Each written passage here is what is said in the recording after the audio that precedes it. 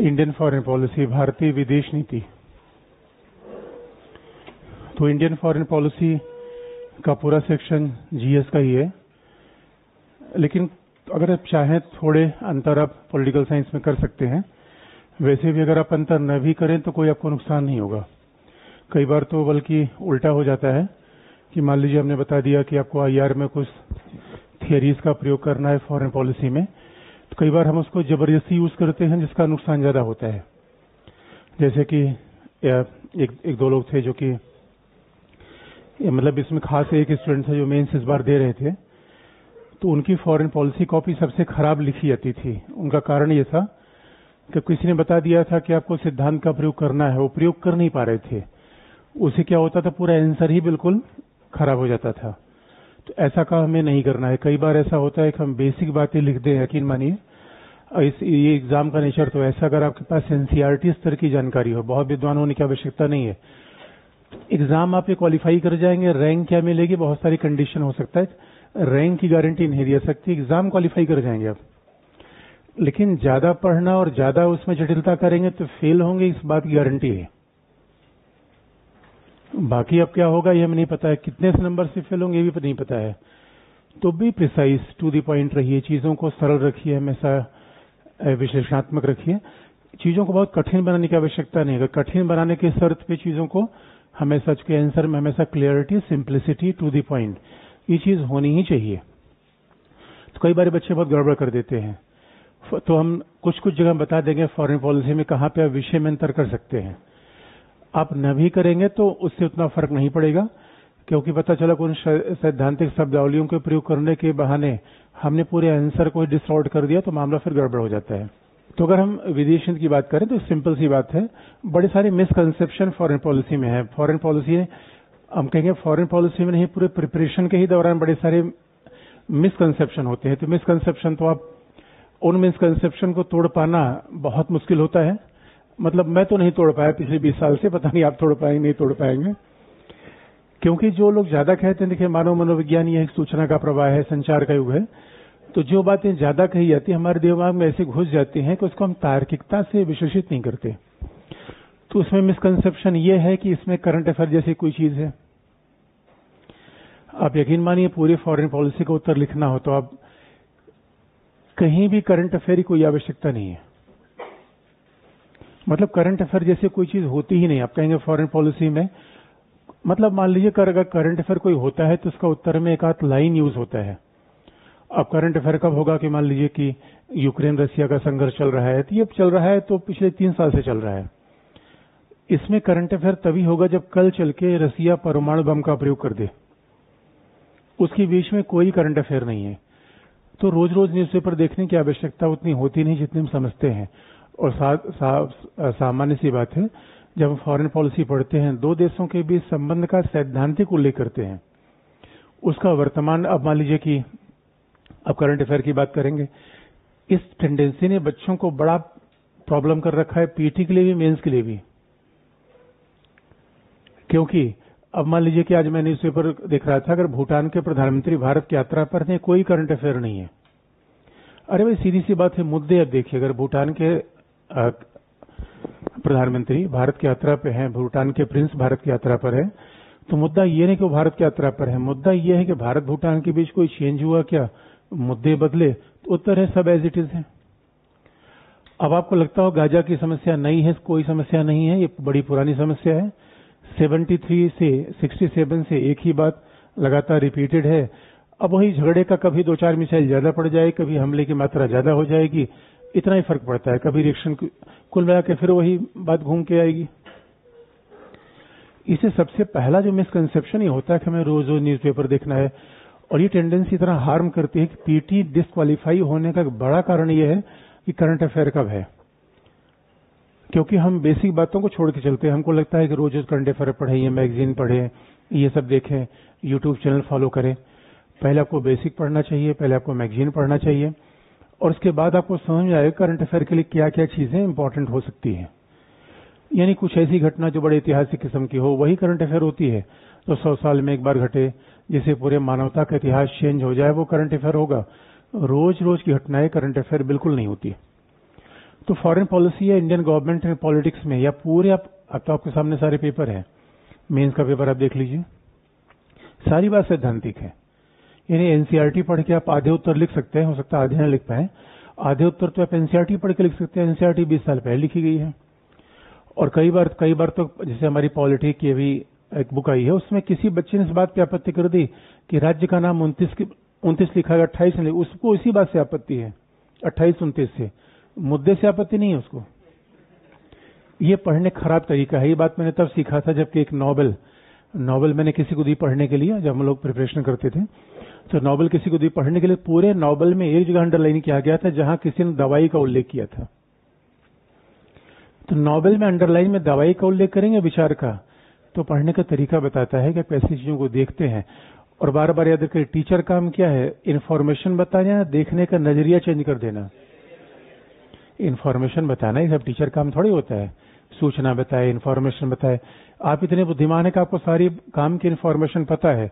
मेरा तो काम यह है कि मैं आपकी इन्फॉर्मेशन काटूंगा कि ज्यादा इन्फॉर्मेशन मत ढूंढिए, ज्यादा इन्फॉर्मेशन चक्कर मत पढ़िए, विचार के चक्कर में पढ़िए, सिद्धांत देखिए। जितनी जरूरत की इन्फॉर्मेशन होगी अपने आप याद हो जाएगी। बाकी इन्फॉर्मेशन से बाय बाय कर लीजिए, बाकी इन्फॉर्मेशन से मतलब ही नहीं है। हकीकत की बात यह है कि हमें दुनिया की तमाम इन्फॉर्मेशन से बच के निकलना है। अच्छा, बहुत सारी चीजों से बच के निकलते हैं, इन्फॉर्मेशन से ही। हकीकत क्या है? गांव के लोग बड़े होशियार थे, वो पढ़े लिखे कम थे लेकिन बुद्धिमान ज्यादा थे। वो कहा कर, चातुर वही जो पातुर से बच के रहे। चातुर का मतलब होता है, बुद्धिमान आदमी कौन है? जो खराब व्यक्ति से हमेशा रास्ता बदल के रखे, वही बुद्धिमान व्यक्ति है। अब बुद्धिमान व्यक्ति ये थोड़े है जो खराब आदमी से हमेशा लड़ता रहे, तो अपना समय तो आप खराब करेंगे, अपना दिमाग खराब करेंगे, एनर्जी खराब करेंगे। तो जितनी पातुर वाली चीजें हैं, डाइवर्जन है, उसको हटा के रखिए। पढ़ाई में भी, बाकी क्षेत्रों में भी डाइवर्जन हटा, निशाना सही बैठेगा। और डाइवर्जन है तो फिर प्रॉब्लम आएगी। क्योंकि होता कि हमारे पास ऐसे बच्चे भी आते हैं जो 2-3 साल से प्रिपरेशन कर रहे हैं, तब उनके नर्वस सिस्टम बढ़ने लगते हैं। सर अब क्या करें, अब क्या करें? तो तरीका तो एक ही है, अब क्या करें मतलब जो नहीं करना चाहिए उसको मत करिए। और क्या नहीं करना चाहिए? बहुत मोटा चौड़ा नोट्स नहीं पढ़ना चाहिए। क्या नहीं करना चाहिए? बिला वजह इन्फॉर्मेशन के पीछे नहीं पढ़ना चाहिए। क्या नहीं करना चाहिए? अगर लाइब्रेरी में कोई इतना बड़ा ग्रंथ लेकर बैठा है तो उससे नर्वस सिस्टम नहीं बढ़ना चाहिए। लेके बैठा हुआ तो लेके बैठा हुआ है। अब कोई कमरे में 12 घंटे पढ़ रहा है तो उससे आप डिप्रेस हो, माय गॉड मैं तो 3 घंटे पढ़ता हूं, ये तो 12 घंटे पढ़ रहा है तो मेरा क्या होगा? ये भावनात्मक बातें हैं, इससे एग्जाम का सिलेक्शन तय नहीं होता। इसी क्या करना चाहिए? एकदम प्रोफेशनल होना चाहिए। प्रोफेशनल का मतलब है ये टीचर की बड़ी रिस्पॉन्सिबिलिटी होती है कि हम आपको पढ़ाएं कैसे। हम आपको पता है कि हम बहुत विस्तार कर सकते हैं, नहीं जरूरत ही नहीं है। हो सकता है विस्तार हमारे प्रोफेशनल फायदे में हो, आपके लिए घाटा होगा। तो टीचर का प्रोफेशनल थिंग्स क्या है? हमें नॉलेज बताने की आवश्यकता नहीं है।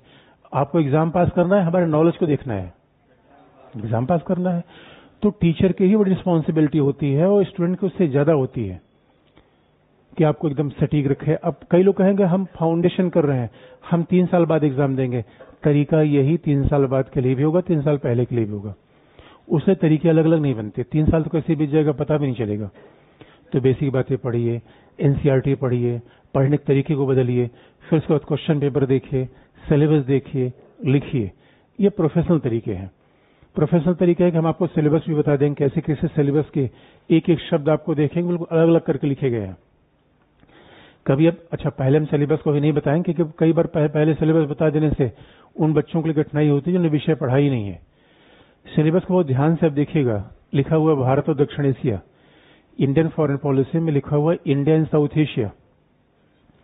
इंडिया पाकिस्तान नहीं, इंडिया बांग्लादेश नहीं, इंडिया नेपाल नहीं। और फिर आप जाके देखें, क्वेश्चन में आप जाके देखेंगे तो पॉलिटिकल साइंस क्वेश्चन में ऐसे लिखे हुए हैं जो एक मतलब इतना एग्जाम्पल है कि पॉलिटिकल साइंस का क्वेश्चन देखिए, लिखा के पूछा क्या गया है, दक्षिण एशिया में क्षेत्रीय एकीकरण में विद्यमान बाधाएं क्या है। प्रश्न ऐसा रहा है, टॉपिक आप देख लीजिए सिलेबस में क्या लिखा गया है। इसका यह मतलब नहीं कि हम पड़ोसी देशों में बांग्लादेश, नेपाल, पाकिस्तान छोड़ के चलेंगे, उनको पढ़ेंगे। लेकिन हमारा सिलेबस ही मान के चलता है कि भारत इतना बड़ा देश है, इतना विशाल देश है कि छोटे मोटे पड़ोसी के साथ द्विपक्षीय संबंध बढ़ने के बजाय हम पूरे रीजन को पढ़ेंगे। सिलेबस को फिर पहले सिलेबस को ध्यान से देखा जाता है, क्यों गड़बड़ी होती है पढ़ने में। अब जैसे कई बार हम जीएसई पढ़ाते हैं तो बच्चे कहते हैं कि सर भारत और ऑस्ट्रेलिया पर नहीं पढ़ा, हमने कहा नहीं आएगा सवाल। मतलब इस बात को मैं बहुत डोमिनेंटली बात बोलता हूं कि सवाल नहीं आएगा। अब कोई नया बच्चा होगा तो इस बात को यकीन नहीं करता, कहेगा अच्छा नहीं आएगा, नहीं पढ़ाने का मन कर रहा है। ये शॉर्टकट करना चाहते हैं, हम समझ रहे हैं, शॉर्टकट ही तो करना है, क्योंकि लॉन्ग कट करते करते फिर दिशा बहुत लंबी हो जाती है। अब पढ़ के आपको ये पता चलना चाहिए कि जब फॉरेन पॉलिसी की बात करते हैं, हमारे पास 193 देश हैं। देखिए प्रोफेशनल अप्रोच क्या होता है कि आपको क्या लगता है कि हम सारे 193 देशों के साथ संबंध पढ़ सकते हैं? पहला, अगर हम 193 देशों के साथ संबंध पढ़ेंगे तो उनके अलावा कुछ नहीं पढ़ पाएंगे। और दूसरी बात है, अब मान लीजिए कि हमने 193 नेशन के साथ संबंध पढ़ लिया तो क्या वो उपयोगी भी है? फिर अपने सिलेबस में जाके देखिए क्या लिखा गया, भारत इंडोनेशिया नहीं, भारत मलेशिया नहीं, भारत थाईलैंड नहीं, इंडिया एंड लुक ईस्ट। भाई एग्जामिनर सिलेबस तैयार कर रहा है तो इसके पीछे कोई तर्क तो होगा कि ऐसी लैंग्वेज का प्रयोग क्यों किया गया। इंडिया एंड लुक ईस्ट, यानी अगर आप ये सोच रहे हैं कि भारत दक्षिण कोरिया के साथ संबंध आ जाएगा, यहां तक यूरोप में फ्रांस के साथ हमारे इतने अच्छे रिलेशन है, फिर आपके सिलेबस में क्या है, इंडिया एंड यूरोपियन यूनियन। आपके सिलेबस में भारत जर्मनी नहीं है, भारत फ्रांस नहीं है, भारत इंग्लैंड नहीं है, तो आखिर में सिलेबस में ऐसे शब्द का प्रयोग क्यों किया गया? इसके पीछे में जानकारी तो होनी चाहिए। इसका मतलब है कि एग्जामिनर का एक विशेष अप्रोच है कि आपको पढ़ना है क्या छोड़ना है। तो लेकिन आप कहेंगे सर मान लो पूछ ही लिया जाए तो आपको हम याद दिला दें, कई बार ऐसा होता है, अच्छे मैनेजर का ये भी उपाय होना चाहिए। जैसे अच्छे मैनेजर का मतलब कई बार मान लीजिए कि हम कहीं यात्रा पे जा रहे हैं, कहीं ऐसी टफ टेरेन पे जा रहे हैं जो सामान्य नहीं है, तो कई बार हम डॉक्टर से एडवाइस लेते हैं सर हम यहाँ पहाड़ पे जा रहे हैं, कोई आपका विशेष प्रिस्क्रिप्शन होगा? उनका कोई बात नहीं, आप जाइए लेकिन ये दवाई आप जरूर साथ रखिएगा। तो क्यों? खाने के लिए? उनका नहीं, खाने के लिए नहीं, एक्सट्रीम कंडीशन में। वैसे अगर आप इतनी फॉरेन पॉलिसी पढ़ लेंगे तो आपको लॉजिकल बता देंगे कि बाकी देशों के साथ जो संबंध आपने नहीं पढ़े हैं उसको भी आप अप्लाई कर लीजिए, इसका मतलब आपने पढ़ा है। तो आपके पास डिजास्टर मैनेजमेंट का तरीका आना चाहिए। अच्छा, आपदा प्रबंध रोज रोज होता है या कभी कभी? लेकिन प्रबंध का तरीका था हमारे पास, यही स्मार्ट मैनेजर है।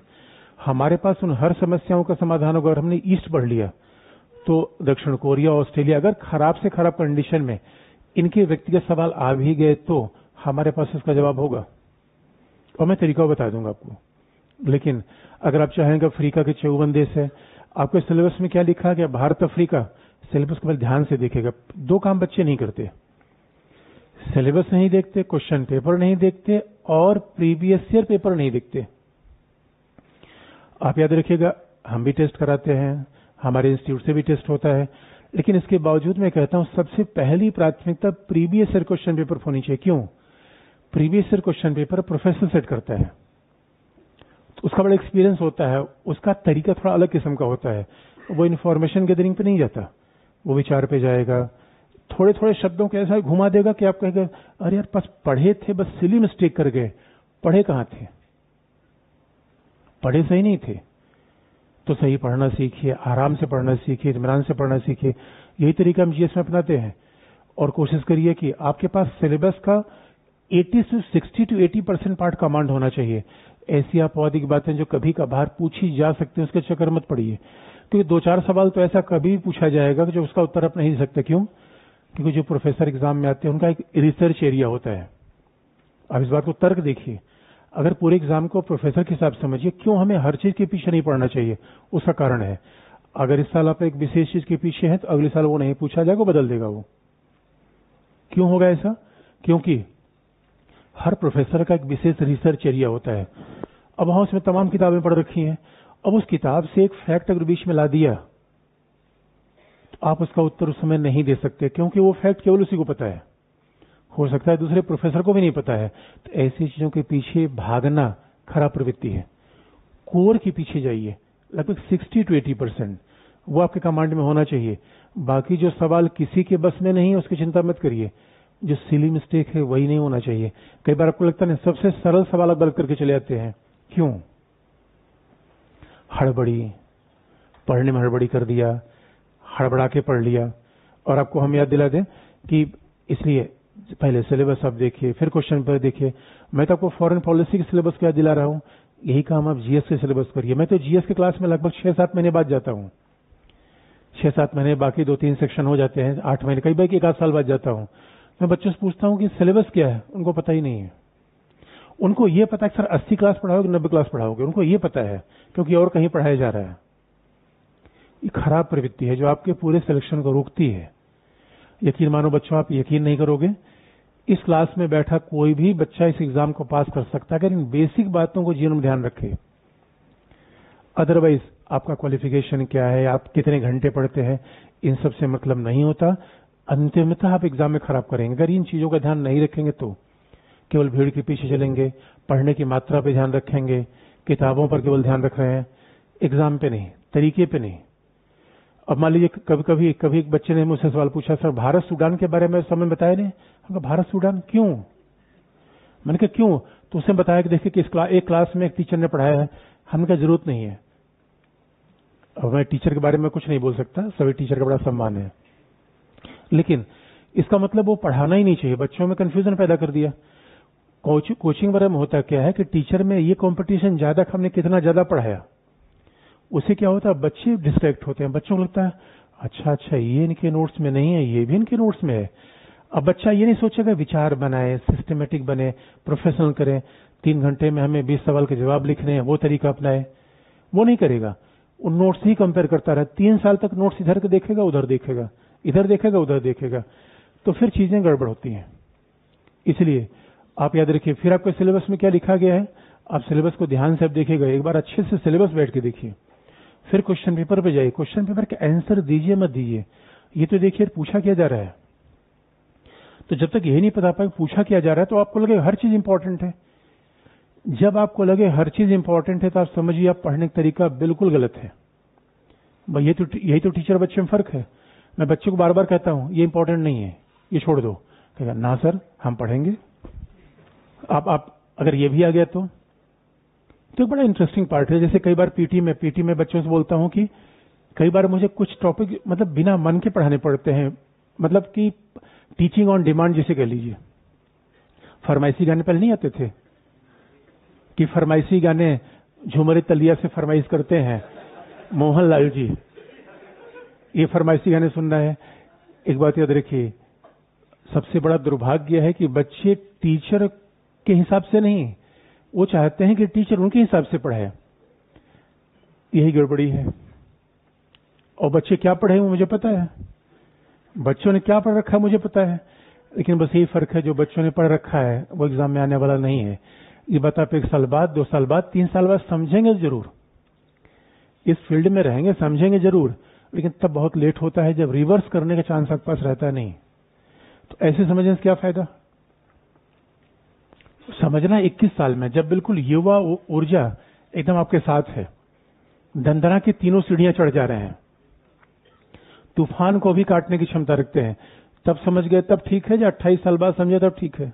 28 साल बाद अब क्या होगा, ये सब दुनिया बेकार की है।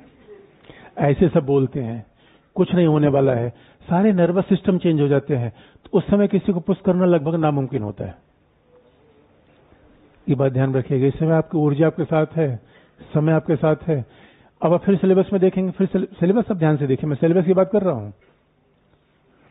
फिर क्या लिखा गया है एक टॉपिक में, भारत और महाशक्तियां।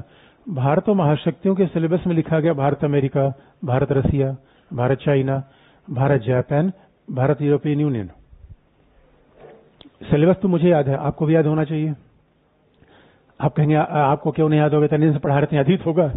हाँ सही बात है, हमें तो याद ही होगा, लेकिन ये आपको भी होना चाहिए, तभी तो बात बनेगी।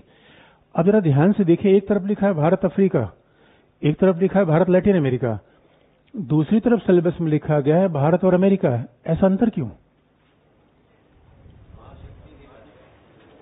इसका मतलब है कि हमारा सिलेबस ही मान के चलता है कि महाशक्तियों के साथ हमें द्विपक्षीय संबंध देखने हैं, छोटे मोटे लोगों के साथ नहीं।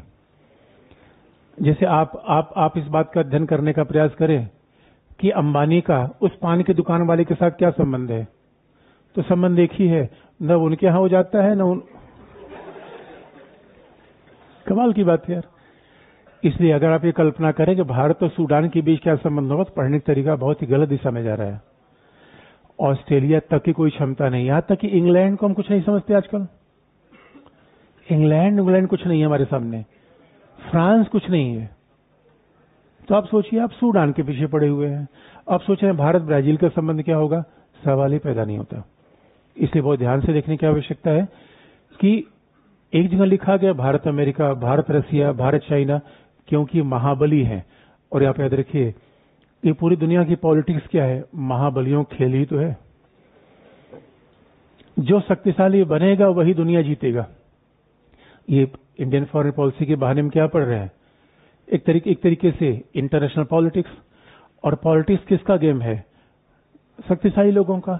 अभी आप देखिए, चुनाव में बिगुल बच गया है। चुनाव बिगुल में कौन है, उधर कमल दौड़ रहा है, उधर झाड़ू दौड़ रहा है, उधर पंजा दौड़ रहा है, और हम आप क्या कर रहे हैं, 2 पूड़ी खा के लो 1 वोट।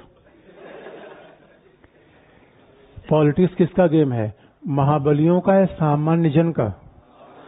इंटरनेशनल पॉलिटिक्स किसका गेम है, महाबलियों का। इसलिए सिलेबस को देखिए, फिर क्वेश्चन पेपर पे जाइए, और फिर आप ध्यान से आप देखेंगे क्वेश्चन को इतनी बारीक तरीके से देखिए। अच्छा ये दिशा पूछा जाती है, यहां नहीं पूछा जाता। जैसे पीटीएम बार बार आप कहेंगे, और अगर फॉरेन पॉलिसी आप पढ़ेंगे तो 2-3 सवाल तो आपको पीटीएम ऐसे मिल ही जाते हैं। फॉरेन पॉलिसी में 2-3 सवाल तो आपको पक्का मिल जाएगा, क्योंकि करंट अफेयर के नाम पे आप जैसे भी समझ लीजिए। तो जब आप सिलेबस आप देखना शुरू करिए, बारीक इतना विश्लेषण होना चाहिए कि अच्छा अगर यही फॉरेन पॉलिसी जीएस में भी है, यही फॉरेन पॉलिसी विषय में है, तो प्रश्न पूछने की प्रकृति में डिफरेंस कहां है। कई बार नहीं भी होता है फॉरेन। अब इतना आपका शार्प ऑब्जर्वेशन होने, तब इसका मतलब सही दिशा में आप है। किसी ने आज तक क्वेश्चन पेपर देख के एनालाइज किया है कि जीएस के पेपर में और सिद्धांत पेपर में क्या फर्क होता है। जब आप ऑप्शन में वही फॉरेन पॉलिसी के सवाल पूछे जाते हैं और वही फॉरेन पॉलिसी के सवाल जीएस से पूछे जाते हैं, किसी ने शार्प ऑब्जर्वेशन कर कंपैरिजन किया है? नहीं कहते, एक बार आप प्रयास करिए, मैं बताऊंगा आपको। इसे कहते हैं बहुत शार्प तरीके से देखना, प्रोफेशनल तरीके से देखना। भाई यही तो काम होता है। जैसे पीटी में तो कई बार लोग खराब इसलिए करते हैं, अब आईएसपीटी दे रहे हैं लेकिन झारखंड पीछे सवाल हल कर रहे हैं।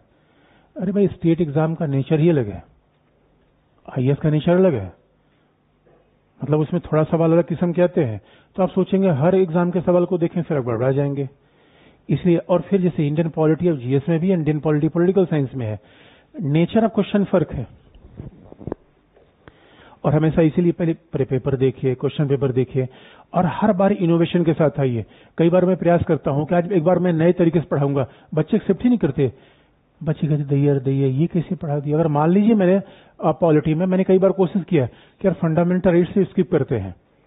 मैं संघवाद से पढ़ाता हूं, पार्लियामेंट्री फॉर्म गवर्नमेंट से पढ़ाता हूं, क्योंकि फंडामेंटल राइट का उतना इंपॉर्टेंस नहीं है मेंस के हिसाब से जितना हम समय उसमें देते हैं। अब देखिए, प्रोफेशनल और गैर प्रोफेशनल कोर्स में कहां फर्क आता है। हमारी मजबूरी है फंडामेंटल राइट पढ़ाते समय में 15 दिन समय अगर हम न दें उस पर, तो बच्चा कुछ नहीं पढ़ाए। उसका उतना एग्जाम के पॉइंट ऑफ व्यू से महत्व ही नहीं है। लेकिन अब ये बच्चों कौन समझाए, क्योंकि उसे फंडामेंटल राइट पढ़ना है। क्यों? उसने एक आर्टिकल पढ़ के आया है, क्यों? दूसरे का पढ़ाया जा रहा है, इसलिए। इस दोस्तों कई बार हमारा मन ही बड़ा दुखी हो जाता है, तो कई बार हमें भी कुछ डिमांड के हिसाब से पढ़ाना पड़ता है। लेकिन अगर मैं चेंज कर दूं, बच्चा एक्सेप्ट नहीं करेगा। जबकि आप याद रखिए, पूरे यूपीएससी का अप्रोच क्या है, यू मस्ट बी इनोवेटिव। हर बार नए तरीके से देखो, नए तरीके से सोचो, रटी हुई लकीर पे मत चलो। क्वेश्चन ऐसा है, एग्जामिनर ऐसा है, आपका एग्जामिनर ये चाहता है कि हमें बिल्कुल नया बच्चा मिले, नई सोच वाला, नया दिमाग वाला, नया एप्लीकेशन वाला, शार्प, प्रोफेशनल। हम उस अप्रोच को, और हमारा तरीका क्या है, वही परंपरागत है। किताब किसी ने बता दिया, उसी पर रस्सी खींच रहे हैं, दन दना दन। तो कई बार हमारा मन में थोड़ा दुखी होता है, लेकिन क्या करें, दुख को पीछे कर ले। दुनिया में इतने दुख हैं कि एक दुख दूसरे को बैलेंस कर देते हैं। भाई दुखी दुनिया में तो है, लेकिन बच्चों के साथ आने पर खुशी मिल जाती है। ये तरीके हैं। क्वेश्चन पेपर देखिए, सिलेबस देखिए, पुराने ढर्रे को छोड़िए, हर साल नए तरीके से पढ़िए। जीवन में भी भाई एक बताइए, देखिए सोच के देखिए, जितने बुद्धिमान, जितने बिजनेस लीडर्स हैं, वो हर साल कार के नए मॉडल लाते हैं। लेकिन हम आपको थोड़ा सा नया बता दें तो आप कहते हैं ना, हम एक्सेप्ट नहीं करेंगे। क्यों? हमने ऐसा पढ़ रखा है, हमने ऐसा नोट्स में देख रखा है। एग्जाम तो हमारी सरकार तलाश कर रही है कि हमें नया लीडर चाहिए। हमें लीडर कम फॉलोवर ज्यादा दिख रहे हैं, कैसे बात बनेगी? आईएएस अधिकारी बनना चाहते हैं, लीडर बनना चाहते हैं। आपको पता है जनपद का सबसे बड़ा लीडर कौन होता है? आईएएस अधिकारी। जो कितने अधिकारियों को लीड करता है, उसमें कम से कम एक आईएएस अधिकारी के अंदर 50 तो पीएस ऑफिसर होते हैं, 50-50 साल के होते हैं।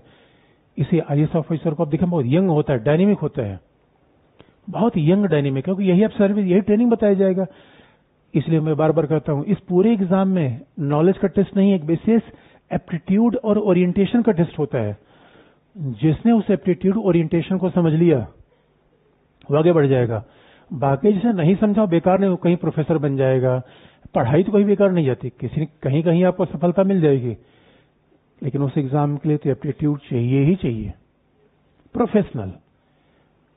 अरे भाई, समय आपके पास सीमित है या सीमित है? सीमित है। ये आपको समझ लेना है कि जून में ही पीटी एग्जाम होना है। जून में होना है या जुलाई में होना है? जून में होना है। अरे मई में होना है। अच्छा, मई जून में होना, डेट फिक्स है नहीं फिक्स है? ठीक है। सिलेबस फिक्स है कि नहीं फिक्स है? तो आपका सिलेबस पूरा क्यों नहीं हो पाता? Highly emotional approach. कभी ध्यान से देखिएगा। और जो लोग ये शिकायत करते हैं, सर इस साल, कई बार मैं बच्चों से मिलता हूं पीटी के पहले, क्या हुआ? हाँ सर, पूरा नहीं हो पा रहा। दाढ़ी बढ़ा के उसके बाद पीछे 2-4 बैग लेकर लाइब्रेरी में हाँफ रहे। मैं क्या हो गया? कहा सर बहुत दिल घबरा रहा है। हमने कहा इधर आओ, दिल नापता हूं पहले। ऐसा होता है कि नहीं होता है? क्यों होता है? Emotional approach, highly emotional approach. जो पार्ट अच्छा लग गया पढ़ना शुरू कर दिया, जो किताब अच्छी लगी पढ़ना शुरू कर दिया। आपको ये नहीं पता अगर मई में एग्जाम है, इतना सिलेबस है, इतने दिन है, इतने घंटे हैं, इससे ज्यादा क्या पढ़ सकते हैं? पॉलिटी के लिए इतना दिन, ज्योग्राफी के लिए इतना, साइंस टेक के लिए इतना, इससे ज्यादा पढ़ने की जरूरत कहाँ है आपको? Revision revision revision, question paper. आपसे अच्छा कौन मैनेजर? अगर ये मैनेजमेंट आप में नहीं है तो आप देखिए, इस साल नहीं, अगली साल भी आप कंडीशन वही होगी। पढ़ने के तरीके को ठीक करो बच्चों। अब आपको हो सकता है कि बात थोड़ी सी बुरी लग रही हो, और आप तो बुरी लग रही थी, क्या मैं बोलूंगा नहीं क्या? कमाल की बात है। बट टीचर काम ही यही है। और आज तो मैं बड़ा अच्छा एक रिसर्च देखा, इससे बड़ा खुश हुआ। मैंने कहा यार, ये तो पहली बार मैं पूरे रिसर्च पढ़ नहीं पाया। और आप याद रखिए, दिमाग तो उम्र के साथ बढ़ता है। युवावस्था में आपके साथ खास बात क्या है, ऊर्जा बहुत ज्यादा है, लेकिन वो चैनलाइज गलत दिशा में होती है। और टीचर काम क्या है? सही दिशा में चैनलाइज कर देना। इसे आप याद रखिएगा। आखिर में ऐसा क्या है जो एग्जाम आने के समय आपका सिलेबस पूरा नहीं हो पाता? इमोशनल अप्रोच, पढ़ने का हाईली इमोशनल अप्रोच। क्योंकि आप इस बात से इंटरेस्टिंग है, इससे आप बात से ज्यादा इंटरेस्टेड है कि हमने इतना नॉलेज ले लिया, हमने ये किताब पढ़ लिया, हमने नोट्स पढ़ लिया।